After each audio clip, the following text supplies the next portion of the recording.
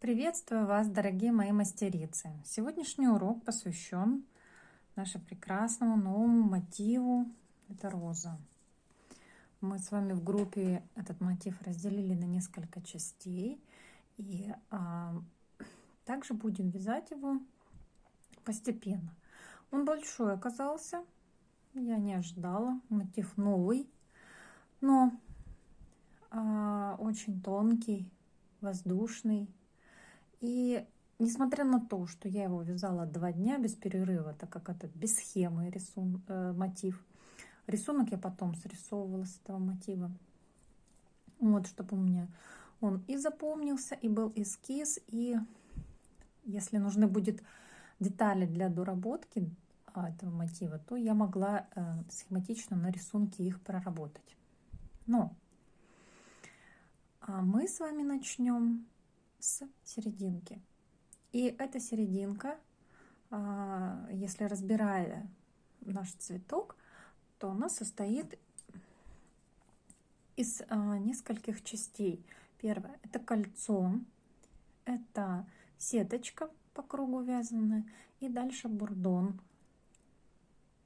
Потом на бурдоне вяжутся лепестки, прикрепляясь к каждому кругу. Смотрите, каким образом мы будем делать расчет. Я буду смотреть вот на нашу розу и будем формировать количество петель в соответствии с розой. Но если у меня произойдет изменение, например, вот здесь вот как бы 7 лепестков, да, начинают формироваться, я могу сделать или 6, или 8. Это не играет большой роли, не играет значения. Мы просто здесь скорректируем, или здесь будет побольше этих лепестков, или наоборот поменьше. Итак, давайте посмотрим, какая же у нас она в масштабе. Если положить на мою руку, она вот закрывает ладонь. Если посмотреть вот так, вот она практически вот такая тоненькая, ее не видно. Я хочу еще ее приложить, например, на сеточку, вот, чтобы вы увидели разницу этого мотива и этого мотива. Вот, смотрите, как она смотрится на сеточке, винтажно, да? Вот, например, здесь, как она может быть как центральный мотив расположиться на плече, да. Я беру все условно. Здесь никаких привязок цветовых нет, поэтому мы сейчас просто смотрим технические моменты. Если, например, ее раскладывать так, вот у меня колечки здесь мои, если ее вот, например, вот здесь размещать, эту розу, или сюда, она также будет, вот этот уголок также будет хорошо, гармонично, красиво окаймлять этот уголочек. Например, лепесток сохранить. Я вам говорю только примерные варианты. Для меня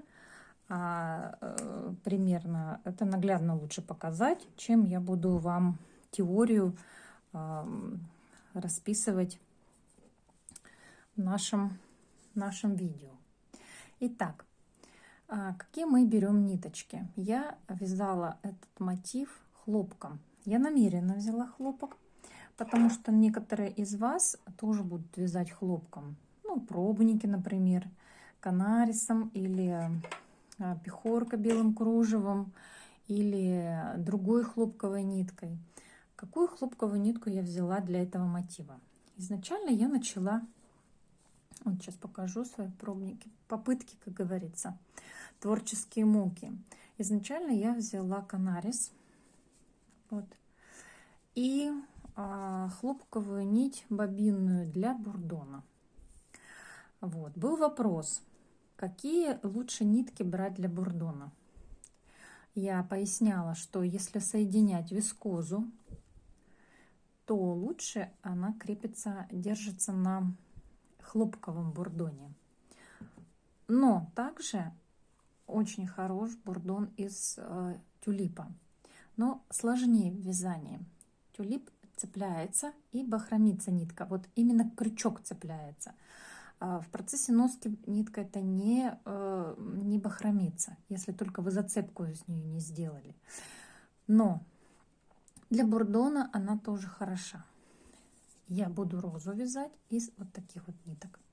Вот такую платину я беру цвет, даже больше к такому какому красному золоту, да, вот иногда его называют такой цвет. Так, итак, я попробовала хлопком, попробовала хлопковые потолще, так как канарис для меня сейчас является толстенькой ниточкой. У него хорошая скрутка, прочная, но эта скрутка и вот эта толщина нитки мне не дает вот именно, знаете, как бы вот сказать, изящества, тонкости. Почему я перехожу на тонкую нить? Почему я перехожу на шелк тонкий? Вот. Вот я его тут в 3 сложения смотала, потому что он пластичный. Почему на вискозу шелковую перехожу? Потому что она пластичная. И тонкая хлопковая нить также пластичная. Но для крупных мотивов канарис подойдет. Мы свяжем еще из канариса интересные мотивы на бурдоне. Если кто не может вообще принять в руки, удержать вот эту тонкую нить. Вот есть такой момент, не могут мастерицы удержать эту ниточку, или она плывет, или она скользит, и поэтому берут для себя именно потолще нитку, или пехорку, белое кружево, или канарис. Я вязала из итальянского хлопка 4000 на 100. Сейчас я вам ее покажу. В 3 сложения. Она очень похожа по толщине, эта нитка, с вискозным шелком. Мне этот хлопок итальянский, я его брала тоже для сеточки и вязала из него вот такую вот сеточку для кокетки, платье серебряной лилии. Если у кого есть желание, посмотрите на моей страничке в Инстаграм. Вот она, у нее идеальная скрутка, и у нее идеальный блеск, и она такая мягкая и пластичная. И сеточка для меня показалась очень хорошая, и вот именно укладывание нитей именно этого хлопка мне понравилось. То есть итальянский хлопок, он идеальный в этом плане. Так, небольшой обзор по ниточкам прошлась. По бурдону. Какую длину бурдона брать? На эту розу я взяла произвольную, полметра, 50 сантиметров бурдон. Сложение посмотрела, и если оно будет комфортно для того, чтобы его обвязать. Во-первых, когда мы собираем ниточки в бурдон, они у нас вот такие в рыхлом положении, да? Но когда мы их начинаем обвязывать, как мы можем проверить, какой толщины будет бурдон? Мы вот так вот скрутили и посмотрели, и примерно вот такой будет у нас толщины бурдон. Ну, вот он условно такой и есть, да? Вот. Он очень плотный, хороший. Почему я не стала дальше продолжать? Я вам уже пояснила. Мне захотелось, если для розы, то более изящное и расположение и столбиков, и самих лепестков. Так, вот я пояснила. И сейчас я продолжу, вернее, уже начну вязать с вами наш мотив. Именно с центральной части мы начнем и свяжем вот эту часть. Вот именно бутон распускающийся, вот прям распустившийся, и несколько рядов, там 1, 2, 3 ряда. То есть мы вот сформируем сейчас вот эту первую центральная часть нашего мотива. Итак, дорогие мои, давайте сравним ниточки бурдона, которые мы можем подготовить для вязания. Что можно использовать? Я говорила, что могу использовать тюлип, канарис, хлопок, тюлип — это микрофибра. И у меня еще вот такой вариант, это бобинный хлопок 3000 на 100. Я попробовала все варианты ниток. Вот это тюлип, это у меня канарис, и здесь бобинный хлопок. Так как я выбрала именно эту ниточку для того, чтобы вязать розу, она у меня будет вот таким цветом, я максимально приблизила бурдон к цвету лицевой нитки. Максимально у меня подошла нитка тюлип по цвету. Чуть менее это канарис, и хлопок бобинный будет, я бы не сказала, что он будет выбиваться, но тем не менее. Теперь смотрите, в чем преимущество. Толщина нитки тюлипа больше, чем канариса и чем бобинной нитки. И поэтому сложение будет у этого бурдона примерно в 6 сложений. То есть я что делаю? Я беру примерно, не стала я 50 сантиметров, сделала побольше. Ну вот смотрите, вот такое вот сложение, вот прям где-то около метра. Потому что даже если какая-то часть останется, я эту ниточку обрежу. Вот я уже начала вязать. Вот сейчас я вам это покажу, как это было, как это делается, как это вяжется. Но преимущество крупной нитки, толстенькой нитки, то, что вы меньше делаете сложений для бурдона. Здесь у меня 6 сложений, я просто обычно так вот брала, раскладывала ниточку, растягивала ее там, например, на 50 сантиметров и делала вот такие вот сложения, манипуляции. Так, еще растягивала. Концы выравнивала обязательно, старалась, чтобы каждый конец был друг к дружке. Сейчас я это покажу на бурдоне. Он прилегал, чтобы были ровненькие, чтобы концы не выбивались друг из-под друга. Вот видите, оно в сложенном варианте. Ровно такие же концы и на другой стороне бурдона. То же самое я делала с канарисом. Но смотрите, сколько у канариса сложений. Я делала 5 сложений, делала 5 поворотов, получилось 10 сложений. Вот. Ну, осталось вот, получается, вот такая вот она будет в скрутке, вот такой бурдон. А здесь в скрутке будет вот такой бурдон. То есть такой же. Теперь посмотрите, сколько я сделала сложений для бобинной нитки, для тонкой. То есть, ну, условно, если мы вяжем из вот такой нитки, да, вот я вязала, я могла сделать бурдон такой. Почему нам надо в тон брать? Сейчас я вам это покажу. Я специально на этом образце взяла ниточку, выбивающуюся из тона. Она была у меня светло-голубой, ну, почти там стальная, да, вот здесь вот видно. В телефоне это видно на контрасте. Когда мы прикладываем, визуально смотрим здесь вот в натуральном виде, она практически не видна. Но когда мы вяжем на бурдоне, у нас есть моменты перехода бурдона с вязания ряда на бурдон. И вот если вот этот переход, видите, вот он здесь голубенький заметен, да, Если вы его там прореху сделали, когда мы сделали тон в тон ниточку, он у нас не будет видно. То есть глаз не будет цеплять на другой цвет нитки.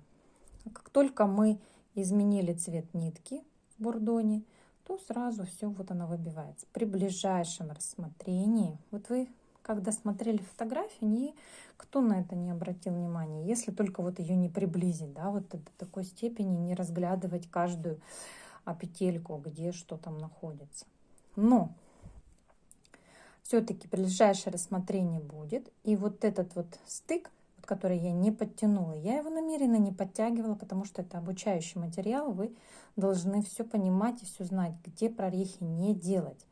И если у вас прореха будет, то какая маскировка будет? Именно ниточка с бурдона будет в тон являться помощницей, чтобы у вас мотив был идеальный. Лицевая и изнаночная стороны, они отличаются друг от друга. Здесь он более выпуклый, да, бурдон, а здесь более рельефный, но лицевые дорожки видны.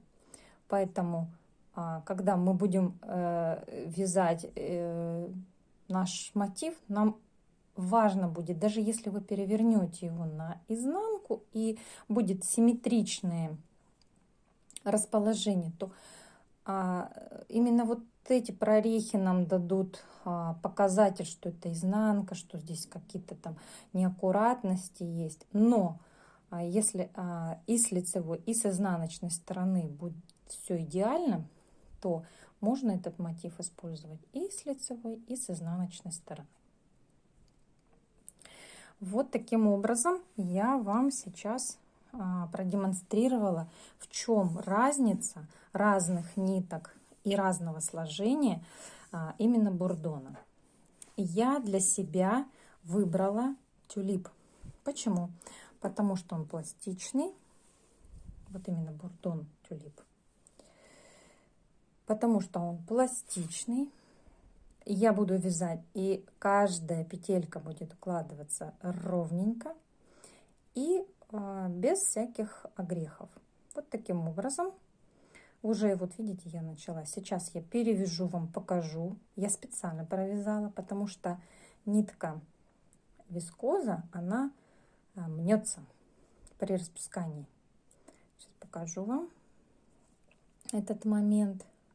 Так, этот хвостик был, а вот она нитка основная. Вот видите? Сейчас вот я буду распускать, и у вас будет тоже такой момент. Вы будете распускать, и у вас она вот в такую пружинку свяжется, сплетется, сомнется. Я сейчас покажу секретик, как все это выровнять очень быстро. Вот, распускаю и приготовлю стаканчик с водичкой. Вот такую пружинку мы сейчас разровняем. Пружинка разравнивается, вернее, вискоза разравнивается. И хорошо разравнивается хлопок тонкий. Пошла за стаканчиком. Ну что, я сходила за водой. Ну, обычно я беру стаканчик с водой, чтобы пить. Вот наша, скажем так, находчивость применима во всех отношениях. Я просто беру вот так вот водичку. Совсем чуть-чуть. Совсем чуть-чуть. Вот, ну, буквально вот так вот. И провожу по нашей ломаной ниточке. Можно пальчиками, вот прям накаточком захватывая, чтобы распределить влажность по всей нитке. И она так быстрее высохнет. Вот буквально в руках она высыхает. Это преимущество этой нитки. Хлопок чуть подольше. Пробовала, потом вязала, ничего страшного. Вот я так провожу, ну буквально там что, минута еще даже не прошла, 2-3 секунды, да. И все, ниточка у меня ровная. Мы можем продолжать. Она не уставшая, она не сломанная, она готова к работе. Не надо бесконечно обрезать эти хвостики, ниточки, которые связаны были. Вот я еще раз пальчик намочила, чтобы начало сделать. Не надо нам 10 раз начинать, обрезать, портить нитки. Они дорогие, в конце концов, и нужно использовать каждый миллиметр ниточки в пользу. Ну, пробовала я и канарис, и любую другую нитку, и итальянский хлопок. У меня прям все подошло, все нормально, все замечательно. Ниточки все выравниваются, не надо их утюжить. Я, кстати, тюлип утюжила. Вот распускала, потом прям почти весь клубок, да, я его через утюг прогоняла, утюжила. Поэтому, как говорится, на опыте уже все испробовано. Итак, как мы начинаем вязать на бурдоне? Смотрите, вот вы видите, это здесь сложение начала нашего бурдона. И зачем-то я вот такую ниточку еще применила. То есть я вдела просто такой вот маркер, нитку маркер. Можно любого, хоть хлопок, хоть какой, хоть тот же тюлип. Вот сюда вот вдеть и держать. Это будет у нас держатель, потому что у нас здесь будет начало нашего ряда.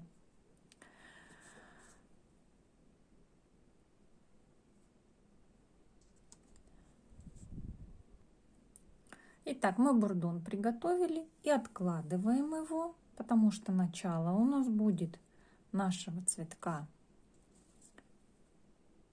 без бурдона. Мы начинаем его с воздушных петель. С серединки 5 воздушных петель делаем, которые обвязываем по кругу и замыкаем в кольцо. Вот сначала мы 5 воздушных петель связали, замкнули в кольцо, и затем мы обвязываем произвольно настолько туго наше кольцо, как нам это возможно по нашим ниточкам. Какой у нас захват?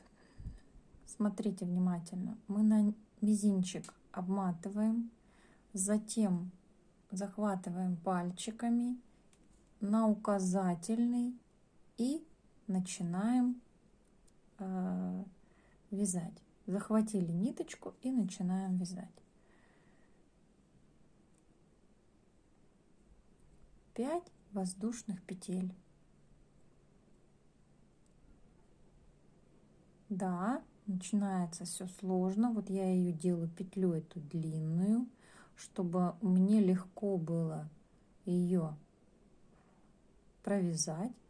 И почти затягиваю, ну вот так вот затягиваю. Дальше вяжу 5 воздушных петель.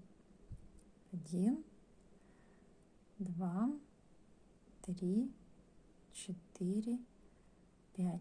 Сейчас я посмотрю, удобно мне будет эти 5 воздушных петель обвязывать. 5. Ну да, удобно.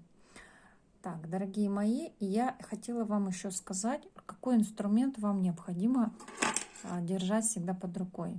Это пилочку.